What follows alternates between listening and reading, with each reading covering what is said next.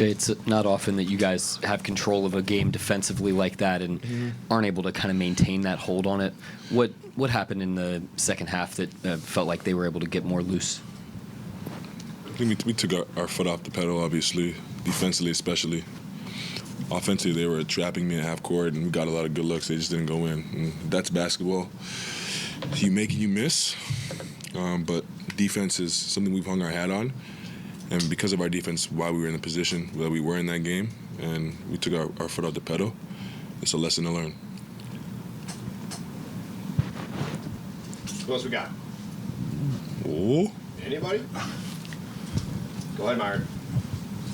Yeah, a game like this, anything common between the second quarter last night, fourth quarter tonight, because you lost the lead in the second quarter last night before halftime, then tonight?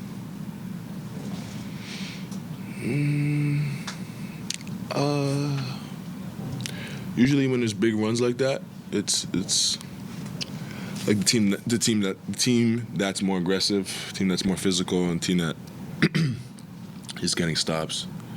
Like, you don't string together a run like that without getting stops, and they did so, and we didn't, and we failed to.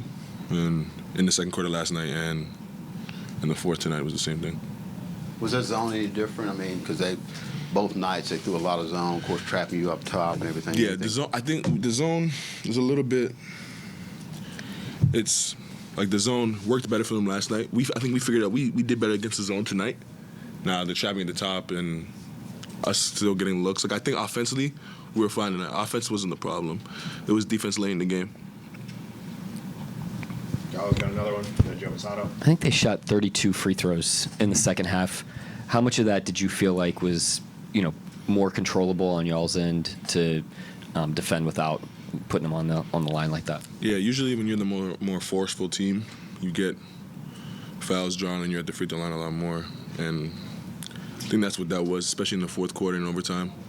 They were downhill, they were very aggressive, and because of that, they were rewarded free throws. Go ahead, Joe. Shai, you guys played them right before the All-Star break and obviously back-to-back coming out of it.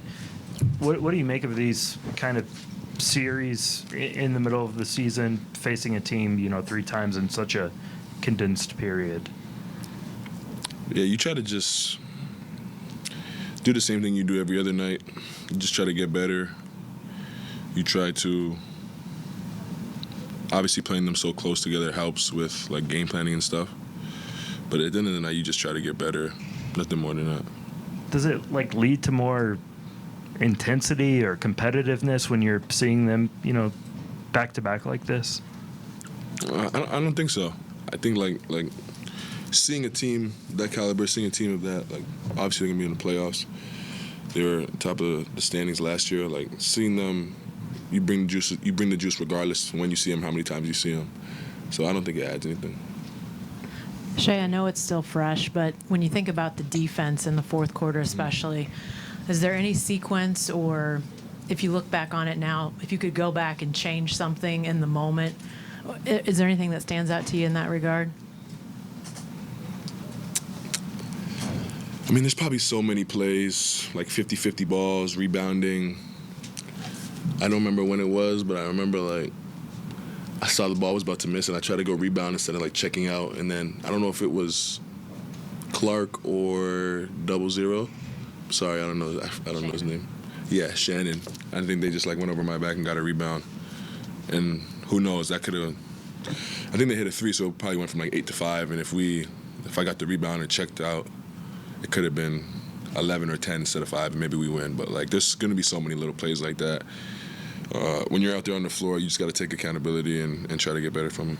You guys have been so good defensively. I know that, that's obviously those moments, those plays, but is there anything in the as it's happening that you can say to each other to try to turn the tide? Sort of the mental side of it almost. Yeah, you try to like get your brain back to, I guess, 0, get your emotions back to 0.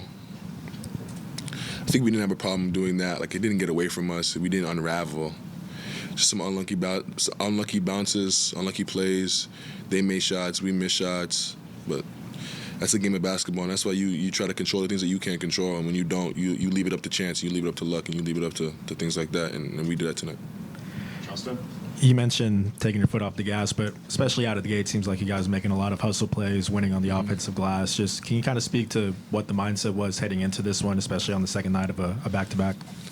Yeah, just play to our identity, be aggressive, and then the day get stops, make it tough for them. I think we did that, and then we got away from it, and that's why the night turned the way it did. Is this one tougher to let go? Like, it hurts in the moment, but we have however many games left. The 82-game season is an opportunity to get better 82 times, an opportunity to learn, and I'd rather go through being up 16 with 3 minutes left and losing in our 82-game season than in the playoffs. And if this is what it takes for us to learn, this is what it takes for us to learn. So, like, it's a lesson at the end of the night. We'll try to get better from it. It's a game of basketball. It's a game of life.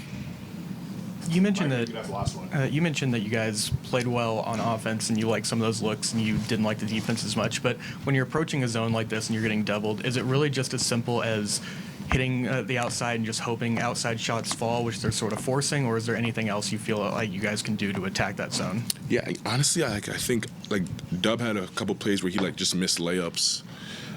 Alex Caruso just missed a layup a couple times. Like, we had so many plays, not just jump shots, but where we were in the paint and we just missed.